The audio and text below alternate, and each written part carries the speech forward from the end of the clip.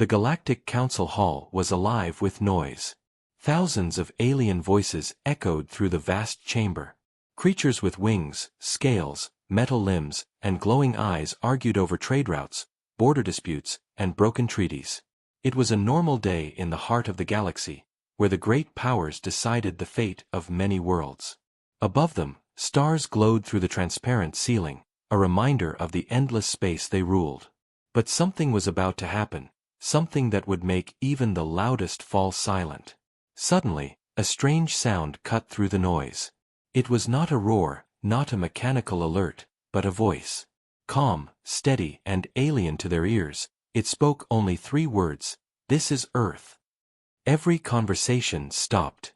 Thousands of eyes turned toward the center of the hall. The council leader, a tall being with silver skin and 4 eyes, raised his head sharply.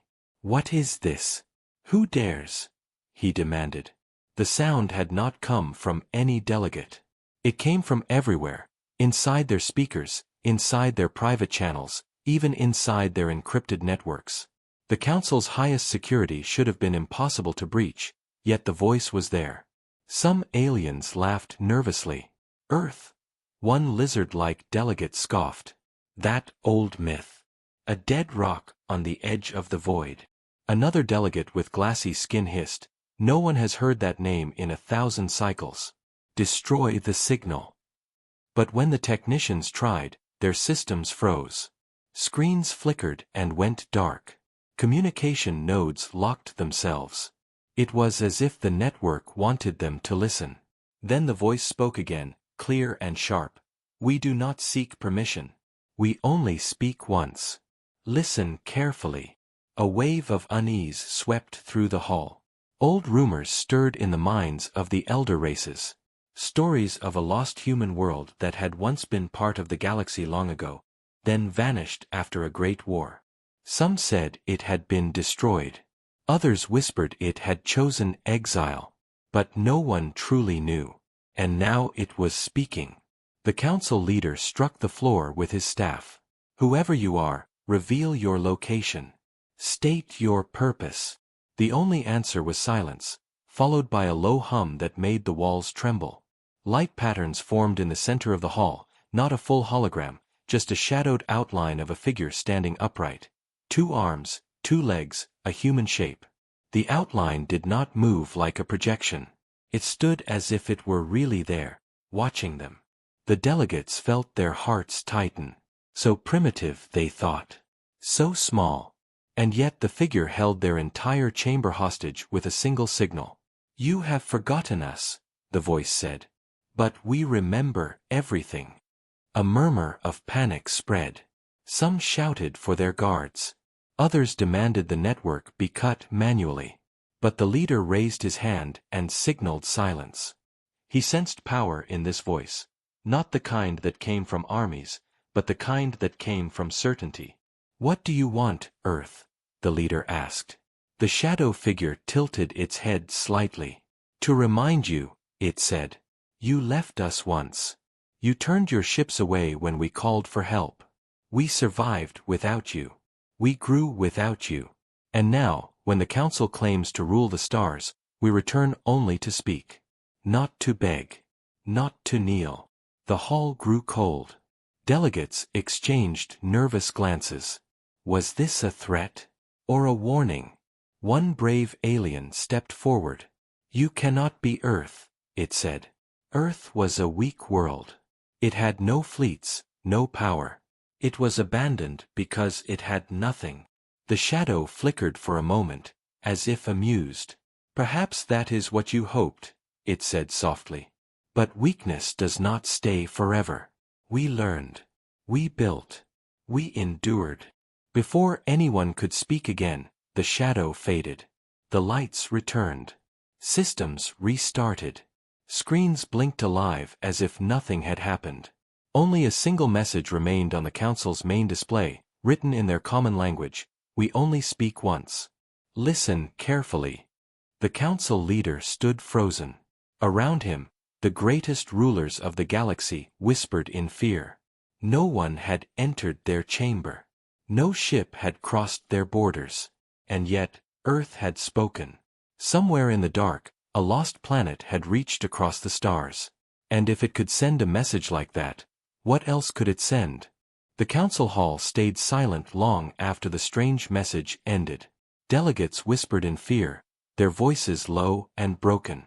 They had faced wars, rebellions, even galaxy-wide plagues, but never had their most secure chamber been breached without warning. The silver-skinned council leader stood stiff, his 4 eyes fixed on the fading holographic traces where the human figure had stood. "Find them," he said at last. "Trace the signal. Bring me the source." Technicians rushed to obey.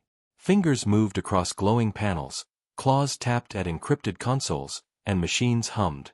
But each one soon stopped, their faces pale or their scales twitching in unease. "We cannot locate it," one engineer said. The signal was everywhere and nowhere. It came from within the network itself. The leader turned his head sharply. "Impossible. No world has that level of access." The lizard-like delegate from the First Fong Empire slammed his clawed hand on the table. "Then it is a trick. Some enemy uses this Earth name to frighten us." But deep inside, even he did not believe his own words. Old tales whispered in his mind, tales of a small, stubborn species that had fought long ago. A crystalline delegate from the Dawn Cluster spoke, her voice trembling like glass in the wind. I read about Earth once. Before my world joined the Council, they spoke of humans who resisted a great purge. They said the Council promised them protection, but none came." A murmur of agreement rippled through the hall. Too many species had similar memories, an old wound the Council had buried. The leader raised his staff again, silencing the chamber. "Enough. We are not children fearing ghosts. If Earth still lives, then we will summon them properly. Send a formal request for identification." The technicians obeyed. Pulses of coded light shot across the galaxy, addressed to the coordinates where Earth once existed. But as the signals left the hall, every channel they used died. Not jammed. Not destroyed. Simply silent. The messages vanished into nothing, as if the galaxy itself had closed its ears. Panic began to grow. Delegates muttered about cursed stars, about forbidden technologies. The leader called for security. "Seal the hall.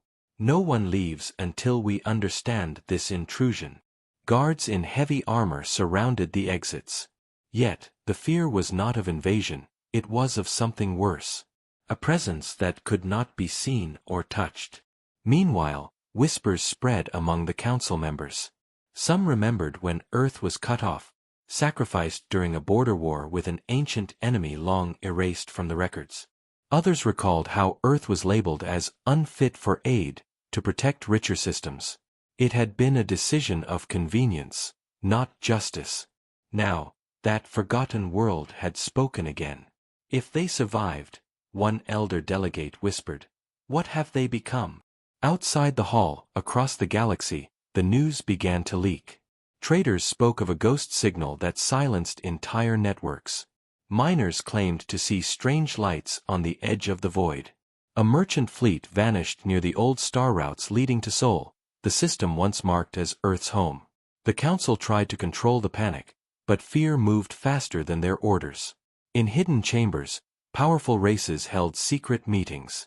Some wanted to prepare fleets, to strike before Earth could act. Others argued for peace, for dialogue, for apology. But no one knew where to send their fleets. No one knew where to bow. Back in the hall, the leader stared at the blank screen. His advisors whispered, "Should we ignore them?" Another said, "Should we declare war before they do?" The leader shook his head slowly. "No. You do not declare war on a shadow. You find the light behind it." Hours passed, and still the hall could not return to order. The name Earth lingered in the air like smoke after a fire. Finally, the leader spoke again. "Prepare a council session with the High Archivists. We will open the forbidden records." Gasps filled the room. Those records had been sealed for 1,000 cycles. They told the truths the Council wished forgotten. As the delegates filed out, none noticed the faint glow in the far corner of the hall. A single flicker of light, like an eye watching. And somewhere, far from their reach, a voice spoke in the darkness. They are afraid. Good. They remember. The Galactic Council Hall was quiet again, but this time it was not the calm of order. It was the silence of fear. Days had passed since the first signal came, yet the name Earth still echoed through every corridor. Delegates spoke in hushed voices, guards stayed alert with their weapons ready, and the leader himself slept little, haunted by the shadow that spoke with such calm power. The council had searched the stars. Probes were sent to the old coordinates of Sol, the system once marked as Earth's home. Nothing. Only empty space, a cold region with no living world detected. Fleets patrolled the void, but they found no trace of the silent intruder. Then, without warning, the lights in the council hall flickered again. The delegates froze. Every device in the chamber powered down for a heartbeat, then returned, but not as before. A black figure appeared at the center.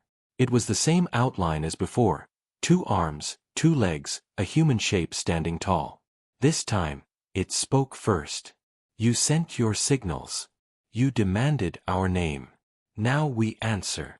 The delegates leaned forward, their breaths heavy. The silver-skinned leader stood. Are you truly from Earth? Speak clearly. What do you want? The shadow did not move. Its voice was slow, each word sharp as a blade. 1,000 cycles ago, you promised us protection. You promised to defend our worlds when the dark fleets came. But when the enemy burned our skies, your fleets turned away. You sealed our sector, left us to die, and told the stars we were lost. Murmurs filled the hall. Old records whispered such stories, but they had been hidden, rewritten, or erased over centuries. We remember, the voice said. We carried the ashes of 100 cities and built again. Alone. While you feasted in your halls, we buried our dead and learned to fight without you. The lizard-like delegate who once mocked Earth slammed his fist on the table. Lies. If you survived, where were you? Why hide all this time? The shadow tilted its head. We hid because we were weak. We spoke now because we are not. The words echoed like thunder in the vast hall. Some delegates shivered. Others looked to their leader for strength, but he said nothing. His mind was turning, calculating, remembering the secret orders that led to Earth's exile. One crystalline delegate whispered, "What do you want now?" "Revenge." The shadow seemed almost amused. "Revenge? No. We did not return to beg for justice. We returned to remind you. The galaxy believes the Council holds power, that your fleets protect peace, that your laws keep order. But the stars remember what you did. And so do we." For a moment, the chamber felt colder. It was not a declaration of war, not yet, but it was not peace either. It was a warning wrapped in quiet fury. The leader took a deep breath. If you wish to talk, then come here as allies. Show yourselves. Speak openly, negotiate. We will listen. The shadow finally moved, stepping forward though its feet made no sound on the floor. We will not come as guests. Not yet. The council must first speak the truth to its own people. Tell them what you did. Tell them why we were abandoned. Then, perhaps, we will answer again. And with that, the figure began to fade. Its edges turned to static, its shape broke apart like mist. But before it vanished, it spoke one last sentence. Do not send fleets. Do not send spies. We see them all. The lights returned to normal. The hall felt alive again, but the air was heavy. Delegates argued, some in rage, some in panic. Fleets had already been sent to investigate Earth's old sector, and now they feared what those fleets might face. Reports came in, scouts missing, ships lost without a signal, border systems going dark for moments at a time. The council leader closed his eyes. He remembered the last war, the one the council had erased from the archives, the one that left Earth cut off and forgotten. He knew what was coming. This was not just a message. It was the first step of something larger. Outside, across the galaxy, rumors grew stronger. Traders swore they saw giant shadows moving between stars. Miners spoke of machines hidden on dead moons. And ordinary citizens asked the question no one wanted to answer. If Earth survived, what has it become? The council chamber was darker than before. Heavy curtains sealed the starlight, and guards stood at every entrance with weapons ready. The delegates sat close together, their faces tense. They were about to hear something that had been locked away for 1,000 cycles. In the center of the hall, the High Archivist stood with a small black box. It held the records the council had sworn to destroy, yet never truly erased. The silver-skinned leader spoke first, his voice low. "We cannot face this threat blind. Open the record." The box hummed, and a holographic map filled the hall. It showed the galaxy as it once was, bright lanes of trade, living worlds, proud fleets. But then, a red shadow spread across one side. A war symbol. An enemy that came from the void. The delegates leaned forward as images appeared, burning planets, broken stations, fleeing ships. Among those worlds, one name shone, Earth. A crystalline delegate gasped. So it was true. They fought the Void War. The archivist nodded slowly. They fought, and they paid the highest price. We promised them protection. We promised fleets, supplies, support. But when the war turned against us, the council made a choice. The lizard-like delegate growled. What choice? The archivist hesitated. To seal their sector. To cut the routes. To abandon the outer colonies, including Earth, so the enemy would not reach our core. Silence followed. Even the guards did not move. The council had always taught that the Void War was won by sacrifice and unity. Now the truth was laid bare, it was won by betrayal. The leader closed his eyes for a moment. He had known parts of this, but hearing it aloud made the weight heavier. How many worlds? Someone whispered. 112, the archivist replied. Earth was one of them. We wrote their names in a list called the Silent Frontier. Another delegate clenched his claws. And they survived this. Alone. The archivist looked at the fading hologram. They should not have. We thought the void fleets destroyed everything there. But somehow, they endured. The lizard-like delegate slammed his fist on the table. Then this is our fault. We left them to die, and now they return as something we cannot measure. The hall filled with bitter voices. Some shouted for war. If they threaten the council, we must strike first. Others whispered for peace. We cannot fight what we cannot find. We must speak, apologize, reason. But no one truly knew what Earth wanted. They had not demanded gold or territory. They had not attacked. They had only spoken, and their words carried the weight of 1,000 forgotten deaths. Outside the hall, fear spread faster than light. Border systems began to prepare shelters. Merchants refused to cross old trade routes near the silent frontier. A scout ship sent to investigate vanished without a trace. Its last message was only static and a faint whisper, "They are watching." The council leader rose. Enough. We cannot undo the past, but we must act before this shadow grows. Send envoys. Offer truth. We will admit what was done. The delegates argued, but few had the courage to oppose him now. Deep in their hearts, they all felt the same cold truth. Earth had not shown its strength yet. If this was only the beginning, what would come next? In a dark corner of the hall, one of the younger delegates whispered to herself, "What if they built something greater in their exile? What if they are no longer like us at all?" The words echoed in her mind as the session ended. Across the galaxy, old maps were reopened. Stars that had been marked as dead now glowed with strange signals. Forgotten moons sent back pings that no one remembered sending. It was as if the past was waking up piece by piece. And somewhere in that darkness, a fleet watched silently, waiting for the right moment to step into the light. Far away from the bright center of the galaxy, in the cold and quiet reaches of the silent frontier, strange movements began to appear. Patrol ships sent by the Council moved carefully through the dark lanes of space, their sensors sharp and their weapons ready. For weeks they had searched, but the only thing they found was silence. Then one night, a sensor officer on a patrol frigate saw something. It was not a signal, not a message, but a shadow moving between the stars. At first he thought it was a passing comet or a glitch in the system. But as the shadow passed, all the ship's instruments went dead for 3 seconds. When they came back, the shadow was gone.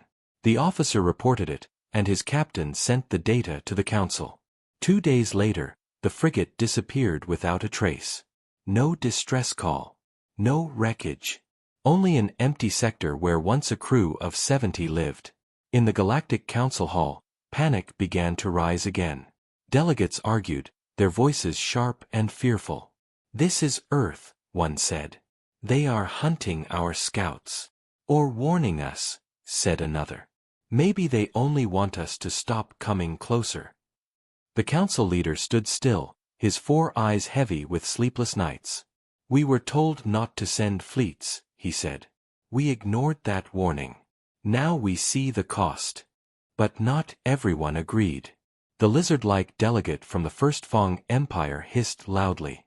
"Fear will not save us. If they have ships, we must gather more. Crush them before they gather strength." A crystalline delegate shook her head. "And if they are already strong? If these are only their scouts?"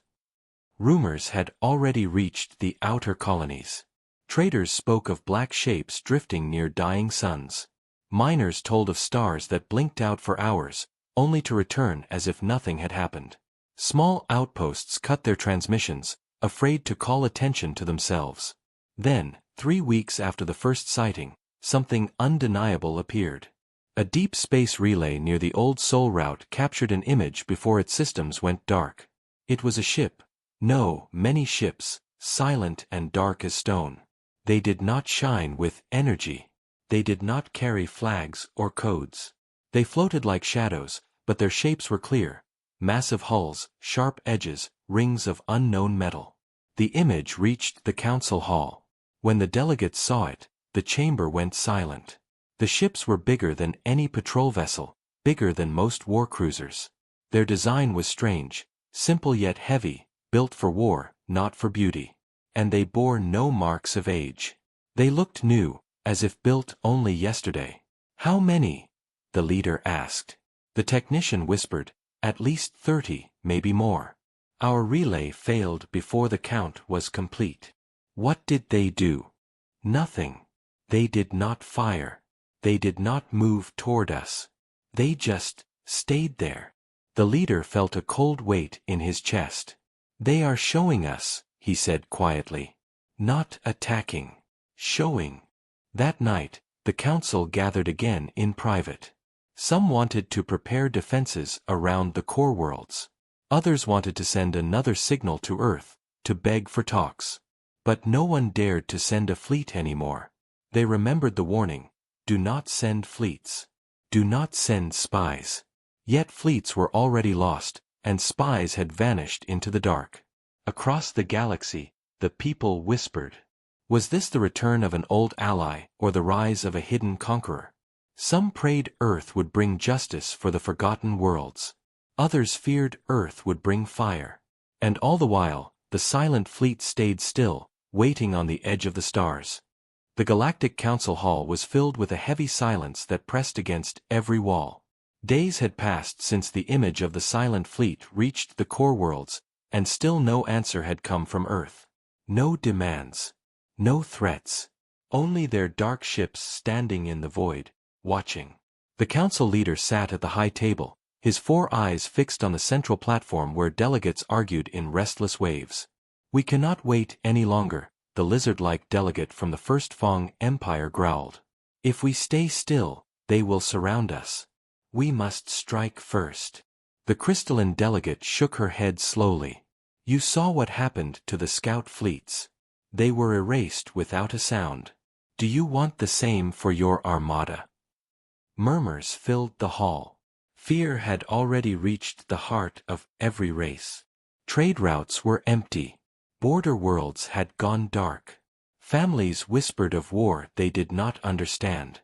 Then, without warning, the lights in the chamber flickered once again. A low hum filled the hall, the same sound they had heard before. Every delegate froze. The silver-skinned leader stood slowly, his voice steady but tense. "Show yourself," he said. "We know you are listening." The hum grew louder, and then the walls of the council hall changed. They turned into a wide view of space, black and endless, and in the center floated a planet. Blue oceans, green lands, silver rings of metal wrapped around it like armor. It was Earth. Not as a weak, forgotten world, but as a fortress world alive with power. Around it drifted massive warships, their shapes the same as those seen at the border, silent giants with no banners. A voice followed, calm yet filled with weight. "You wanted our face. Now you see it." Delegates leaned back in shock. Some covered their faces. Others whispered prayers in their own tongues. The leader clenched his hands behind his back. "Earth," he said, "you have shown your strength. What do you want from the council?" The voice did not rush. It spoke slowly, like a blade sliding across stone. "You promised protection and gave us exile. You wrote our name in your dead records and called us lost. We are not lost. We remember." The crystalline delegate tried to speak, her voice shaking. "If you wish for war, then say it clearly. If you want peace, we can." The voice cut her off. "Peace is not given. It is respected. You did not respect us when our worlds burned." The hall grew colder. No one moved. The image of Earth turned slowly, showing cities that glowed like stars, rings of stations orbiting like a shield, and ships that disappeared into shadow with every turn. "We are not here to conquer your worlds," the voice said at last. "We are here to remind you that the galaxy does not belong only to your council. You built your empire on silence. That silence ends now." The leader felt the weight of those words. They were not the voice of a beggar asking for justice. They were the voice of a survivor who no longer needed anyone's permission. "What will you do next?" he asked. For a moment, there was no answer. Then the planet faded, and the hall returned to normal. Only one sentence remained glowing above the council floor: "The stars will decide who remembers and who is forgotten." The delegates stared at it, their hearts heavy. Some felt anger. Some felt shame. But all of them felt fear. Outside, in the cold void near the silent frontier, the fleet began to move. Not toward the core, not toward war, but along the borders of the council's richest routes. Every world that once called itself safe now felt the shadow above. And in that shadow, the name Earth was no longer a myth. It was a warning carried by the stars themselves. The galaxy waited. Every world, every ship, every council hall held its breath as Earth's silent fleet moved across the borders like a dark tide. They did not attack. They did not demand surrender. They simply passed, and where they passed, the stars changed. Systems that had burned brightly for centuries went dark for hours or even days. Energy grids failed without reason. War factories shut down. Communications died in mid-sentence. Then the stars came back again, calm as if nothing had happened. But the message was clear: someone held the switch, and it was not the council. In the heart of the galaxy, the council chamber was full once more. Delegates argued with dry throats and heavy hearts. "They have not fired a single shot," one said. "Yet they control the lanes." "This is war without fire," another whispered. "This is control." The silver-skinned leader stood silent, his eyes fixed on the map of darkened sectors spreading across the galaxy like ink in water. At last, the hum returned. The same cold sound that had started this all. The lights dimmed, and the shadow of a human figure appeared once again, calm and unmoving. "Council of the Galaxy," the voice said, "you built your power on forgotten promises. You ruled by choosing who lived and who was abandoned. You left us in the dark, but we built our own light. Now you feel the shadow you once cast." The lizard-like delegate, once loud with threats, spoke quietly now. "What do you want us to do?" The figure did not smile. "Remember," it said. "Speak the truth to your people. Return what you took. Honor the names you erased. Only then will the stars shine without fear." Murmurs filled the hall. Some nodded. Some shook their heads. One delegate shouted, "And if we refuse?" The shadow turned slightly, and for a heartbeat the walls of the chamber turned black. Every star outside vanished. Every device shut down. The entire core of the galaxy felt like a dead stone in space. Then, as quickly as it came, the light returned. The shadow spoke again. That was one breath. Imagine what silence would feel like forever. The message ended. The figure was gone. The hall was filled with the sound of hearts beating too fast. No one spoke for a long time. Outside, the fleet did not fire. It did not invade. It simply moved back to the edge of known space, leaving the galaxy shaken. Days turned into weeks, and the council released its statement to the people. For the first time in 1,000 cycles, they admitted the truth of the forgotten war, the abandoned worlds, the betrayal. Some called them cowards. Others called it the first honest act in their history. Trade began slowly again, but under new rules. The name Earth was not spoken loudly, but it was written in every plan, every treaty, every fleet report. Children in distant colonies asked their teachers, "Who are they?" And the teachers, for the first time, had no lie to give. Far from the core, the silent fleet surrounded its home world, the fortress planet that once was just Earth.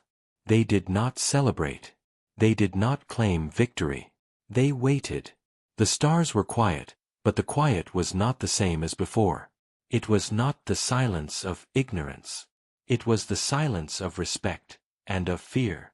Somewhere in that silence, a voice whispered to the stars, "They will remember now,